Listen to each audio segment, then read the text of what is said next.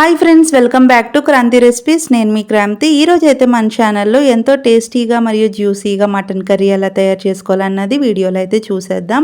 ముందుగా దానికి కావాల్సిన ఉల్లిపాయలు, 2 టమాటాలు, 4 పచ్చిమిరపకాయలు అయితే తీసుకున్నాను. వీటిని అయితే బాగా కడిగి కట్ చేసి పెట్టుకోవాలి. ఈలోపు స్టవ్ వెలిగించిన తర్వాత ప్యాన్ పెట్టుకొని ఆయిల్ వేసుకొని ఆయిల్ హీట్ అయిన తర్వాత మనం కట్ చేసి పెట్టుకున్న ఉల్లిపాయలు మరియు పచ్చిమిరపకాయలు అయితే వేసుకొని బాగా అయితే కలుపుకోవాలన్నమాట. ఇవి కొంచెం బ్రౌనిష్ కలర్ వచ్చేంత వరకు అయితే మనం అయితే మంచిగా మగ్గించుకోవాలి.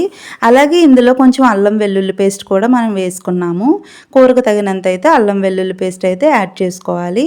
ఈ అల్లం వెల్లుల్లి పేస్ట్ వేసిన తర్వాత కొంచెం అయితే అడుగు పడుతుంది. దాన్ని అయితే మంచిగా కలుపుకోవాలి.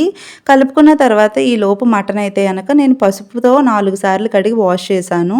అలా అయితే ఇక్కడైతే కనుక మనకైతే ఉల్లిపాయలు మగ్గిపోయాయి. మగ్గిపోయిన తర్వాత మటన్ కడిగి పెట్టుకున్నాం కదా, మటన్ అయితే నేను అందులో వేసేసాను.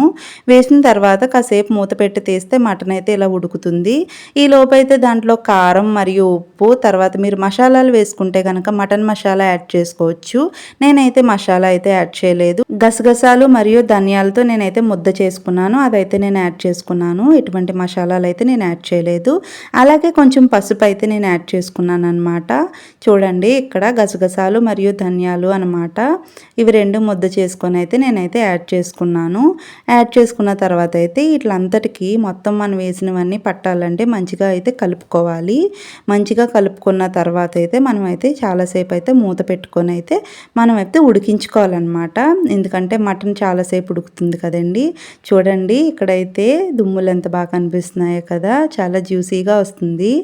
సో ఇలా అయితే మనకైతే టమాటాలు కూడా మనం వేసుకోవాలి గ్రేవీ కోసం అనమాట. నేనైతే 2 టమాటాలు అయితే యాడ్ చేసుకున్నాను. ఇలా నేనైతే బొమ్మలు పెట్టేసాను అనమాట.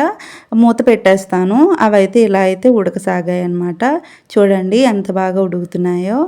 ఇలా అయితే మనకి మంచిగా మటన్ ఎక్కువ వాటర్ వేసుకొని అయితే ఉడికించుకోవాలి. కొంతమంది అయితే గట్టిగా తింటారు, ఎవరిష్టమో వాళ్ళది. కొంతమంది కుక్కర్లో వేసుకుంటారు, అలా అయితే టేస్ట్ పోతుందండి.